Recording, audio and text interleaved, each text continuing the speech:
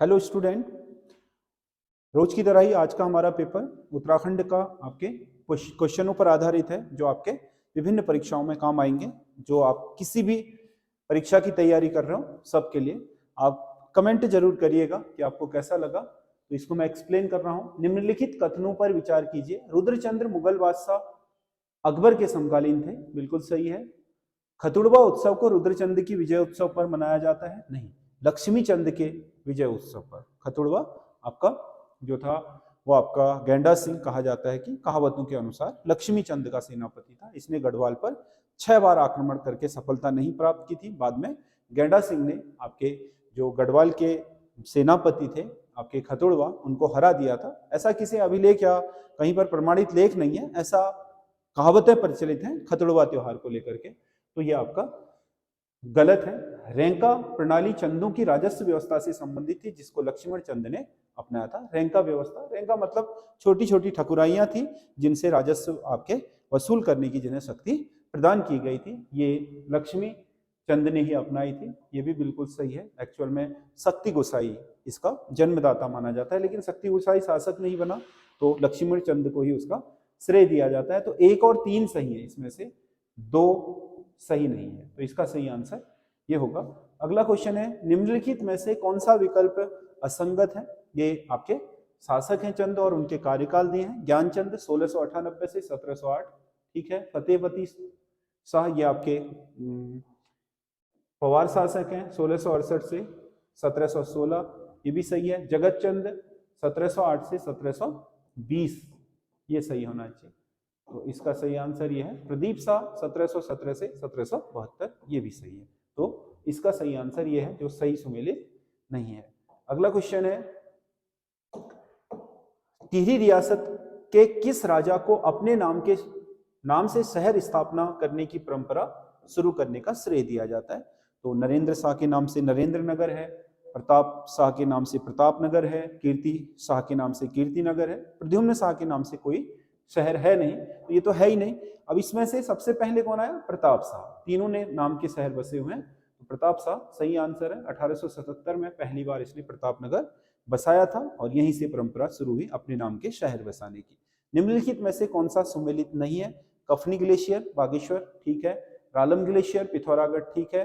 Khatling glacier Uttarkashi, गलत है। इसका सही आंसर टिहरी होना चाहिए, टिहरी है। और अलकापुरी चमोली में है, ये भी सही है। अगला क्वेश्चन है, उत्तराखंड में शीत ऋतु को किस नाम से जाना जाता है? शीत ऋतु को ह्यून या ह्यूंद या श्यूंद कहा जाता है। तो ह्यून का मतलब होता है ठंडे का समय।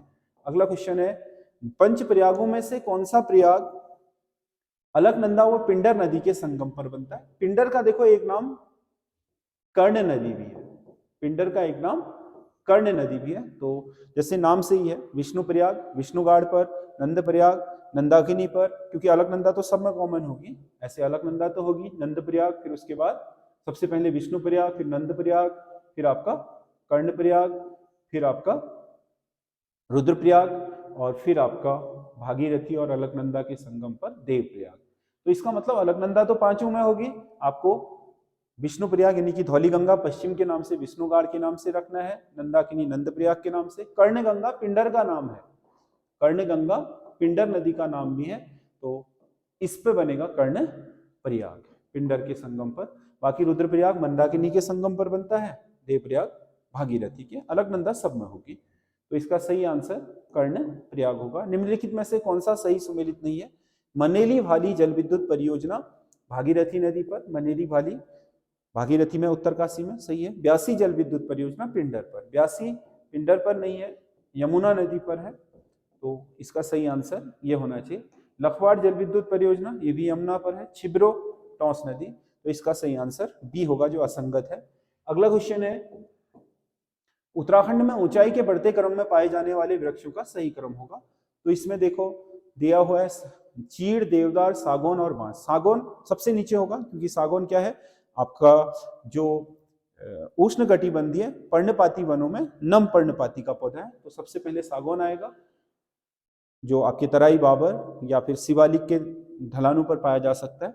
चीड़ 900 से 1800, फिर बांज आपका 1500 से लेकर के 2700-2800 तक। देवदार आपका 1700 से ऊपर आपके बुग्यालों तक पाया जाता है। तो इसका सही आंसर ये होगा, सागौन, चीड़, बांज, देवदार, ये सही क्रम है ऊंचाई के क्रम में। तो इसका सही आंसर ये है, क्योंकि बांज देवदार से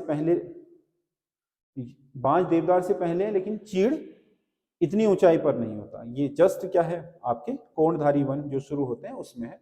क्योंकि देखो सागौन आपका सबसे निचले हैं, अगर हम देवदार बांज को देखें तो ये आपका मध्य हिमालयी वनस्पति है।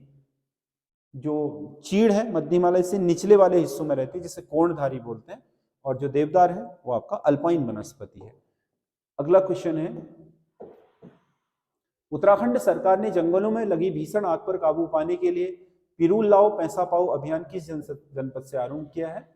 पिरूल लाओ पैसा पाओ अभियान रुद्रप्रयाग से 8 मई 2024 को यह अभियान शुरू किया है, पिरूल इकट्ठा करने के लिए, क्योंकि पिरूल आग के लिए बहुत बड़े ईंधन का काम करता है। चीड़ के जो पत्तियां होती हैं उन्हें पिरूल कहा जाता है।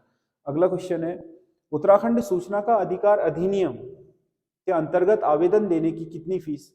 उत्तराखंड में सूचना का अधिकार अधिनियम 2005 के तहत जो आवेदन करने की फीस है वो आपके 10 रुपये होती है।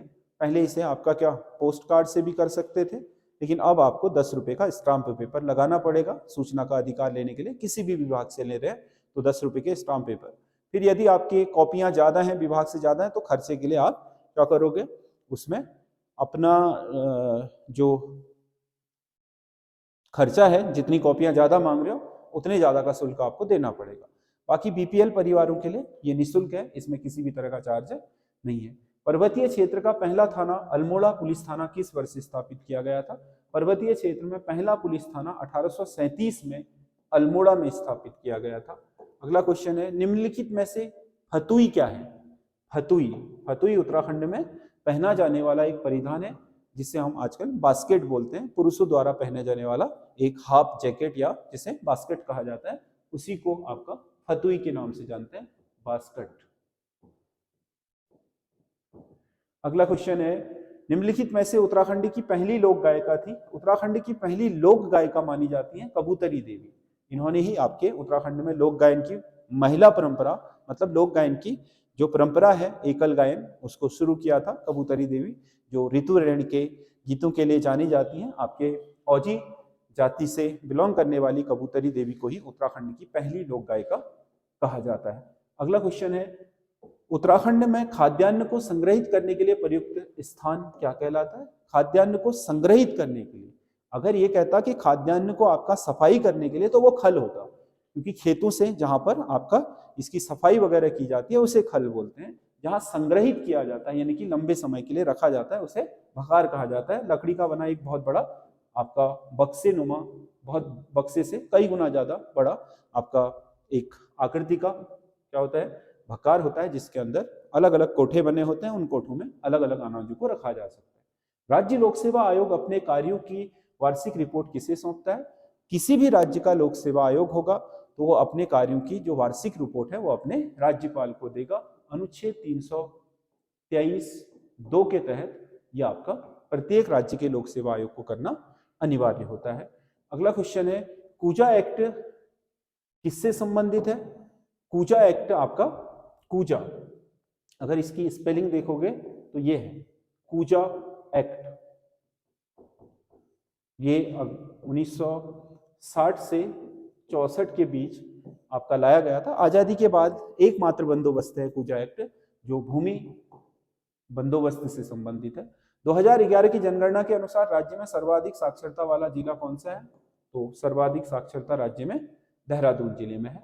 अगला क्वेश्चन है, निम्नलिखित जिलों में से प्रधानमंत्री श्रम योगी मानधन योजना के अंतर्गत सर्वाधिक श्रमिकों के नामांकन किस जिले में हुए? जो आपका प्रधानमंत्री श्रम योगी मानधन योजना है उसमें आपका सबसे अधिक जो आवेदन हुए हैं, नामांकन हुए हैं, रजिस्ट्रेशन, वो आपका देहरादून जिले में हुए हैं।